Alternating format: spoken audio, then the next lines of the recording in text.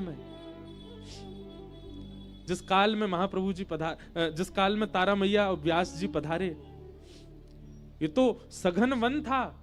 यहां तो बड़े बड़े नरवाहन जैसे क्रूर लोग विराजते थे, परंतु फिर भी वृंदावन का दर्शन करते रहे। सायंकालीन सत्र हुआ, तारा मैया से व्यास जी बोले चलें, अब आगे चलना है। वृंदावन से जैसे ही जावे को भाव आयो, मानो जैसे नेत्र नहीं रो रहे हैं, रोम रोम रुदन कर रहे हो है। कैसे जाएं वृंदावन तज। जैसे कोई कन्या की विदाई होवे तो ज्यों ज्यों पीहर दूर जावे, त्यों त्यों कन्या और विरह आतुर है जाए। ज्यों ज्यों वृंदावन से दूरी बढ़ रही है, त्यों त्यों तारा मैया के चित्त में विरह व्यापक है रो है। और वह विरह की वेदना इतनी भई, विरह की वेदना प्रसव वेदना में परिवर्तित है गई।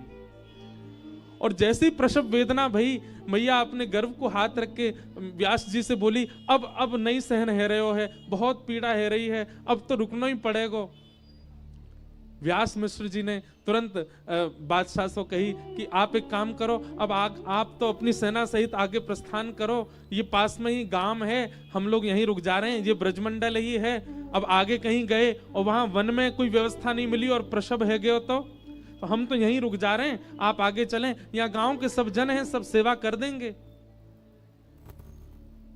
वृंदावन की सीमा के अंदर ही, यहां से नेक दूरी पर ही, जहां तक वृंदावन की सीमा व्यवस्थित है, बाद गांव।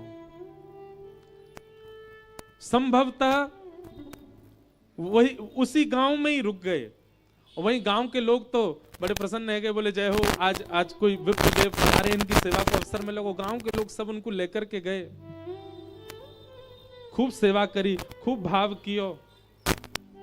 ब्रज से बाहर जान नहीं दिए व्यास मिश्र और तारा मैया। और घड़ी आई वैशाख शुक्ल एकादशी। वैशाख को महीना, शुक्ल पक्ष और श्री एकादशी को पावन दिन। जैसे सूर्य उदय होता है तो प्रकाश बढ़ता जाता है। सूर्य उदय के जो सूर्य होते हैं ना, चाहे ग्रीष्म काल में हो चाहे शीत काल में हो, प्रिय ही लगते हैं। वो उग्र नहीं होते, वो तीव्र नहीं होते, वो अत्यंत मनमोहक होते हैं। इसीलिए हमारी श्यामा जू भी उदयकालीन समय में ही प्रकट भई।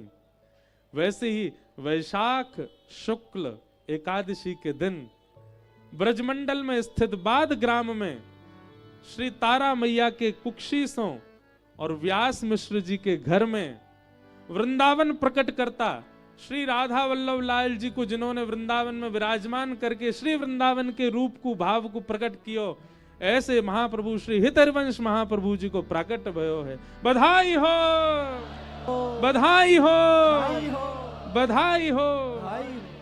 आहा, बाद गांव में तो आनंद मचो, लेकिन आवाज